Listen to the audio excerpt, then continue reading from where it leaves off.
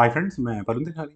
Friends, आज की हमारी game once again FIDE world chess championship के फिफ्थ राउंड की है। डिंग लेरन वर्सेस दो महाराजी गुकेश, बल्कि मुझे उल्टा कहना चाहिए, क्योंकि यहाँ गुकेश ने वाइट पीसीज के साथ शुरू किया था। फ्रेंड्स, वाकई में टूर्नामेंट बहुत नेक टू नेक चल रहा है। यहाँ E4 के साथ गुकेश ने शुरू किया था। डिंग लेरन का रिप्लाई E6 यानी फ्रेंच डिफेंस का आया। अब फ्रेंच डिफेंस वर्ल्ड चैंपियनशिप में ठीक भी है। D4 खेला गया, D5 का मूव आया, exchange variation from Gukesh. E takes D5, e takes D5, knight F3, knight F6, bishop आया D3 स्क्वायर पर, देन हुआ C5। ओके, C3 यहाँ व्हाइट ने खेला तो C4 का मूव यहाँ पर लेरिन ने चला। उन्होंने यहाँ इस बिशप पर अटैक बनाया, तो बिशप आया C2 स्क्वायर पर, देन हुआ बिशप D6। और फ्रेंड्स, यहाँ गुकेश ने पहले दी चेक, क्वीन E2 चेक। और इसका रिप्लाई वैसे तो बिशप से भी आ सकता था, तो लेनिन ने कहा कि ठीक है, क्वीन को बोर्ड से ऑफ करते हैं। आठवां मूव है queen E7, queen exchange forceful हो जाता है। क्वीन टेक्स E7, उसके बाद खेला गया किंग टेक्स E7। कैसल नहीं करना, कैसल करने की जरूरत भी नहीं है यार, सीधा सीधा रुख सामने लगाओ और किंग को भगा कर ले जाओ वापस।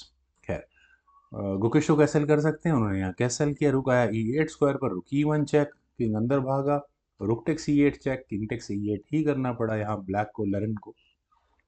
बिशप आया G5 स्क्वायर पर, ओके, नाइट के साथ, ठीक है जी, सॉरी F5 में पॉन्स को डबल करने की तैयारी है। Knight at B goes to D7, यहाँ पहले ब्लैक ने खेला, देन हुआ knight at B goes to D2। Finally development के मामले में वाइट कम से कम, यानी कि गुकेश कम से कम थोड़ा सा आगे आ चुके हैं। H6, बिशप पर अटैक बना, बिशप गया H4 स्क्वायर पर, देन हुआ नाइट H5।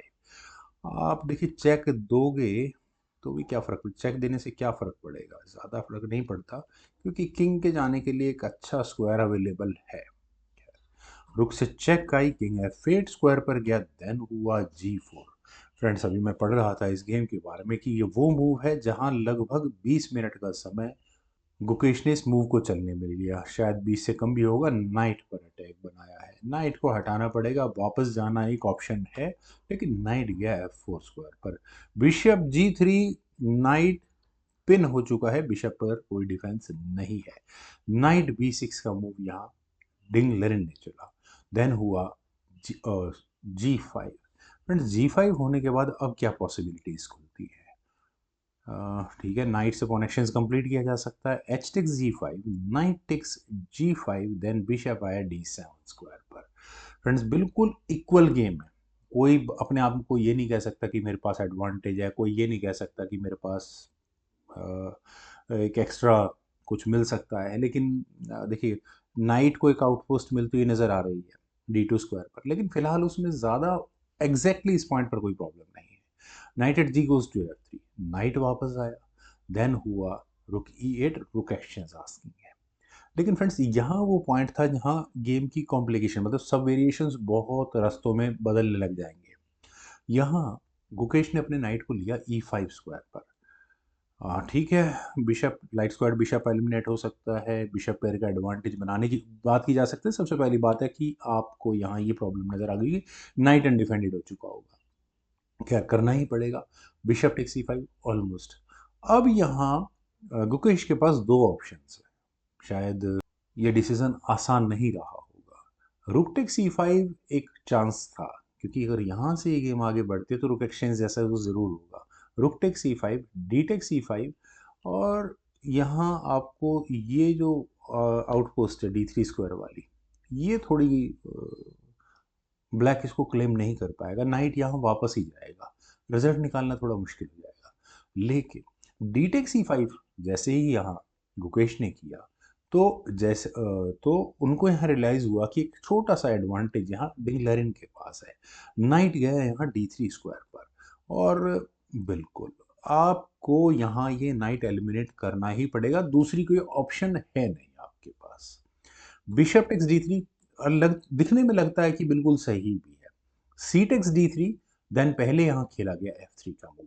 फ्रेंड्स, ये F3 की पॉसिबिलिटीज को अगर मैं देखूं तो हो सकता है बिशप को रोकने के लिए करा गया हो। नाइट आया C4 स्क्वायर पर। फ्रेंड्स, देखिए, रुक से अब आप यहाँ स्पॉन पर अटैक बना नहीं सकते, वो अपने आप में एक इश्यू आ गया है। नाइट C4 स्क्वायर पर रखा है, अगले मूव में नाइट, और इधर पॉन पर अटैक है। कह सकते हैं कि नरेन कह रहे हैं कि करो एक्सचेंज और कुछ नहीं करना आपको, नाइट टेक C4 ही करना पड़ा। डी टेक्स C4 होने के बाद आप यहाँ देखिए कि देखिए डी फाइल में एक पासर तो निकल के आ चुका है, सपोर्ट है पूरा, 4 पॉन्स की पूरी पूरी चेन आ जाएगी सपोर्ट करने के लिए, कोई उसमें भी कोई इशू नहीं है। अब गुकेश बिल्कुल थोड़ा सा डिफेंसिव मोड में तो जाना चाहिए उनको। रुक आया E4 स्क्वायर पर, पॉन पर अटैक है, लेकिन क्या सच में यहाँ इस पॉन को लिया जा सकता है? फ्रेंड्स क्वेश्चन को जरा दूसरे तरीके से पूछना चाहिए। यहाँ पर जो लेरेन ने मूव चला, क्या वो सच में सही था? अब इस बिशप के जाने के लिए स्क्वायर अवेलेबल गिनते हैं। पहली ऑप्शन है C6, दूसरी ऑप्शन है E6 स्क्वायर पर। कौन सी ज्यादा बेटर है? आइदर E6, ऐसा लगता है, देखिए किंग इंप्रूव करके इस पॉन को प्रमोटिंग स्क्वायर तक तो पहुंचने नहीं देने वाला, ये बात क्लियर है, लेकिन बिशप E6 शायद बेहतर होता। लेकिन यहाँ बिशप C6 के ऑप्शन को चुना गया। अब बिशप C6 किस लिए? उम्मीद ये की जा सकती है कि व्हाइट यहाँ पॉन को लेने के लिए जाएगा, लेकिन पॉसिबल ही नहीं है। रुक टेक C4 का मतलब होगा रुक D8, और अब आप इस रुक को, इस पॉन को क्वीनिंग स्क्वायर तक पहुंचने से कैसे रोकेंगे? किंग इंप्रूव हो ही नहीं सकता। अब आप कैसे रोक सकते हो? सिर्फ और सिर्फ अपने इस बिशप का बलिदान देकर, जो F4 स्क्वायर पर जाएगा। भूल जाओ इसको। खैर चलते हैं जरा गेम पर। यहाँ खेला गया रुक D4।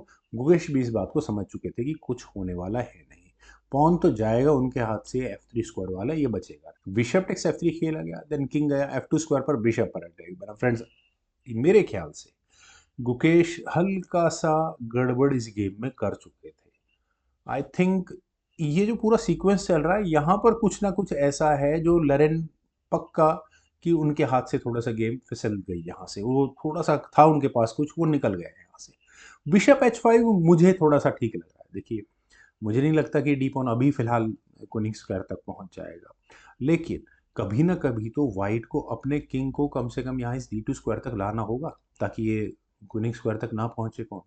और जैसे ही वाइट कुछ ऐसा काम करने लगेगा कि वो किंग मूव करेगा, तो उसके बाद F पॉन को आगे पुश करने की ऑप्शन रहेगी। बिशप ऐसे स्क्वायर पर होगा जो D1 स्क्वायर तक पॉन का डिफेंस कर पाएगा, लेकिन यहाँ खेला गया बिशप C5, और शायद यही कारण रहा इस गेम में, गेम के ड्रॉ होने का। रुक टेक C4, पॉन जीतने का मौका मिल गया। अब रुक आया D8 स्क्वायर पर, ले आओ रुक को, क्या दिक्कत है? अब दिक्कत नहीं है कोई भी।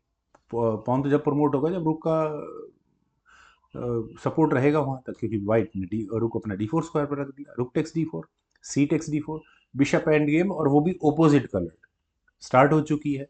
पॉन आइसोलेटेड है, यानी कि F फाइल में जो पॉन यहाँ व्हाइट ने दिया था, उन्हें अब यहाँ एक्सचेंज करने का पूरा पूरा मौका मिल जाएगा। वेल बिशप आया D5 स्क्वायर पर, नहीं पॉन नहीं लिया जाएगा, लेकिन B3 जरूर किया जाएगा, ताकि बिशप यहाँ अपने पॉन का डिफेंस कर ही ना पाए, ये भी सही है। किंग आया E7 स्क्वायर पर, तो king E3, king E6, king takes D3, जो एक पासर ब्लैक की उम्मीद हो सकता था वो उनके हाथ से जा चुका है। G6 खेला गया, देन हुआ king C3, A6, king D3, king F5, king E3, king E6, king D3, king F5, king E3, 2 fold repetitions, और किंग E6 के बाद यहाँ फाइनली दोनों खिलाड़ियों ने एक तरह से ड्रॉ के लिए एग्री कर लिया, रिपीटेड मूव चलकर, थ्री फोल्ड रेपिटेशन चलकर। फ्रेंड्स 5 राउंड हो चुके हैं, अभी भी कौन आगे निकल सकता है, पॉसिबिलिटीज किसी की भी ये टूर्नामेंट हो सकता है। उम्मीद है फ्रेंड्स आप लोग इस टूर्नामेंट को एंजॉय कर रहे होंगे। वीडियो को लाइक शेयर, यूट्यूब चैनल को सब्सक्राइब प्लीज जरूर करेंगे।